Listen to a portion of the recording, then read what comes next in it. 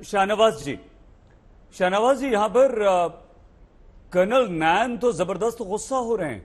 वो गरिमा की बात कर रहे हैं कि आप सेना की गरिमा को ठेस पहुंचा रहे हैं। और क्या 4 साल बाद का कोई प्लान सरकार के पास है कि हमारे इन अग्निवीरों को सिर्फ कह देने भर से, शाहनवाज जी, कि इन्हें प्राथमिकता दी जाएगी? विभिन्न राज्य सरकारें कह रही हैं कि हम अपनी नौकरियों में प्राथमिकता देंगे। प्राथमिकता देने से कुछ होता है या कोई ठोस एक प्लान भी है आपके पास कि वो सम्मान पूर्वक नौकरी कर सके, वो गार्ड न बन पाए कहीं पर, वो चौकीदार न बन पाए कहीं? जी जी, ठोस प्लान है। पहले कहा गया कि 25% इसमें सेना में जाएंगे, पैरामिलिट्री फोर्स में जाएंगे। एटीएम के बाहर खड़े होंगे ये कह के इमोशनल बातें मत कीजिए। इसमें से पहले जो बताया गया कि 25% सेना में जाएंगे, सीपीएमएफ में जाएंगे, उसके अलावा 16 पब्लिक सेक्टर जो है उसमें जाएंगे, एक नहीं अनेक बार बताया गया। दूसरा, जो कांग्रेस की प्रवक्ता हैं वो सेना में रही हैं, ये अलग बात है। आज जिस हैसियत से आई हैं कांग्रेस की प्रवक्ता है, वो कांग्रेस जिसने सर्जिकल स्ट्राइक पर सवाल उठाया था, वो कांग्रेस जब सेना की प्रेस कॉन्फ्रेंस के बाद कहा था हमें सबूत चाहिए, एयर स्ट्राइक पर सवाल उठाया था, वो कांग्रेस जिसके नेता ने कहा था सेना को वर्दी वाला गुंडा कहा था, उस कांग्रेस की प्रवक्ता से आप क्या अपेक्षा कर सकती? बैकग्राउंड में क्या रहा ये हम नहीं कहना चाहते। आप रही सेना में, बहुत अच्छी बात है, लेकिन आज कांग्रेस पार्टी को रिप्रेजेंट कर रही है तो भड़म मत फैलाइए। तीनों सेना के चीफ ने जब प्रेस कॉन्फ्रेंस कर दिया तो आप उन पर भी सवाल उठा रहे हैं और उनके बारे में क्या कहना चाह रहे हैं? जब director general military operation DGMO ने प्रेस किया था सर्जिकल स्ट्राइक पर, तब भी कांग्रेस पार्टी ने सवाल उठा दिया था। जब स्ट्राइक पर सवाल उठा दिया, आज तीनों जनरल ने जब साफ तौर पे बता दिया, तो अपनी कांग्रेस का जो लबादा है ना उसी पे बात कीजिए, बैकग्राउंड में मत जाइए। हम सेना में नहीं रहे हैं, लेकिन सेना से हमारी मोहब्बत किसी से कम नहीं। ये नहीं है कि हम सेना में रहे हों, लेकिन अगर मैं बीजेपी का प्रवक्ता हूं तो मैं अपनी पार्टी की बात का पक्ष रखने के लिए यहाँ बैठा हूँ। और कांग्रेस पार्टी ये बताए कि अगर आप सहमत हैं या असहमत हैं, या जो कर्नल साहब बोल रहे हैं क्या तीनों चीफ के बयान से वो असहमत हो रहे हैं? उनको क्या क्यों कह दिया आपने कर्नल साहब कि नहीं ये एटीएम के बाहर खड़े होंगे, जबकि साफ तौर पे कह दिया गया कि 25% इसमें सेना में जाएंगे, 10% इसके अंदर पैरामिलिट्री फोर्स में जाएंगे, 16 पब्लिक सेक्टर के अंदर जाएंगे, कॉर्पोरेट के अंदर जाएंगे, पब्लिक सेक्टर के अंदर जाएंगे, और आप गलतफहमी पैदा करना चाहते हैं। ये टेलीविजन पर बैठकर लोगों को भड़काना और गुमराह करना बंद कीजिए। वो मासूम नौजवान है, टीवी पर फुटेज किसी को मिल सकता है, लेकिन जिसका बच्चा जाता है पथराव करने, ट्रेन जलाने, कल केस होते हैं, मुकदमे होते हैं, वो कितना परेशान हो जाएगा।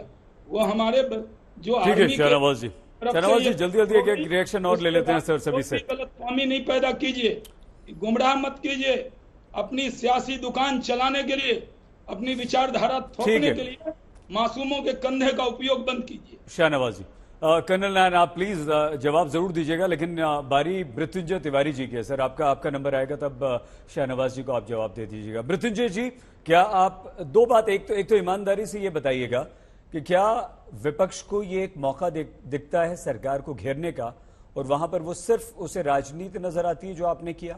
और दूसरा ये कि जो कोचिंग इंस्टीट्यूट पर सवाल उठ रहे हैं, आपको लगता है ये साजिश हो सकती है उस तरफ से भी? देखिए सईद जी, अजीब सवाल है। हम एक जिम्मेवार विपक्ष होने के नाते सरकार की गलत नीतियों का विरोध करेंगे, ये हमारा धर्म है, ये जनता ने हमें दायित्व दिया है। लेकिन सरकार का काम क्या है? विपक्ष भी सरकार का अंग होता है। सरकार का काम है विपक्ष को भी सहमति विपक्ष से भी बनाए। हर मुद्दे पर जब आग लग जाती है और सरकार फेल हो जाती है, सरकार का विरोध होता है, तो विपक्ष पर आरोप मढ़ते हैं।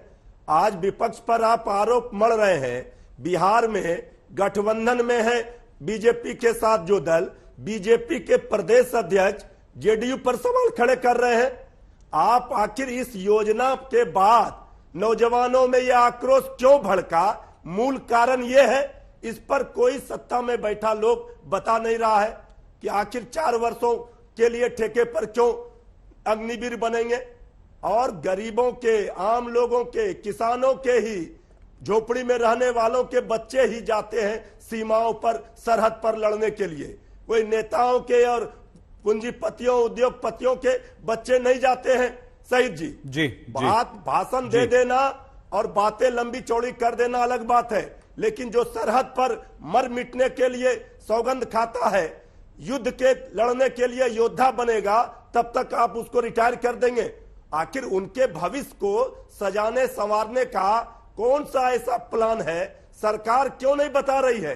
आदरणीय प्रधानमंत्री जी ने अभी तक निवेदन नहीं किया है, लेकिन आज आप सेना के माध्यम से, सैनिकों के माध्यम से अपनी राजनीति कर रहे हैं। उनको आगे ला करके क्यों नहीं आदरणीय प्रधानमंत्री जी बता रहे हैं? सरकार के लोग यूं क्यों नहीं बता रहे हैं? सरकार के सांसद वरुण गांधी जी सवाल खड़े कर रहे हैं, सरकार के सहयोगी दल सवाल खड़े कर रहे हैं। मेरे नेता श्री तेजस्वी यादव जी का स्पष्ट मानना है कि इस योजना से नौजवानों का भविष्य अंधकारमय होगा। इस योजना को सरकार अविलंब वापस ले, योजना को वापस ले, ये आरजेडी की मांग। सिंह साहब, लव कुमार सिंह जी, बिहार में इतना ज्यादा हंगामा, इतनी तोड़फोड़ क्यों हुई, और वो बच्चे जिन पर एफआईआर हो रही है उनके भविष्य की क्या आपको कोई चिंता है? क्योंकि आपकी सरकार, देखिए, हमारी सरकार युवाओं के साथ पूरी सहानुभूति के साथ खड़ी है, लेकिन उसका मतलब यह नहीं है कि हम तोड़फोड़ को जायज मानते हैं या आगजनी करे या कोई इस तरह से करे जैसे जो कानून हाथ में ले उसको बिहार सरकार जायज नहीं मानती। और सुशासन की सरकार है, हमेशा हम चलते हैं। एक स्वतः स्फूर्त आंदोलन जो उत्पन्न हुआ, उसके चलते ये परिस्थिति उत्पन्न हुई। बिहार शुरू से ही आंदोलन की धरती रही है। बिहार से सारे आंदोलन, स्वतंत्रता आंदोलन से लेकर सभी आंदोलन बिहार से के उपज है। बिहार की माटी में यह है कि वो वहां के युवाओं ने बड़े से बड़े आंदोलन खड़ा किया, लेकिन ये इसका मतलब नहीं है। इसमें हमारे राष्ट्रीय अध्यक्ष जी ने पूरी तरह से क्लियर किया है कि इस पर पुनर्विचार होना चाहिए। आज जिस तरह से सेना आई, इस तरह से पहले से आकर और एक माहौल क्रिएट किया जाता, बनाया जाता, लोगों से राय मशुरा किया जाता, तो इस तरह का आंदोलन नहीं हो। और जब भी कोई इतनी बड़ी नीति बने, मैं तो मांग करता हूं राष्ट्रीय स्तर पर इस तरह की नीतियां अगर बनती है तो सबका राय उसमें समाहित करना चाहिए।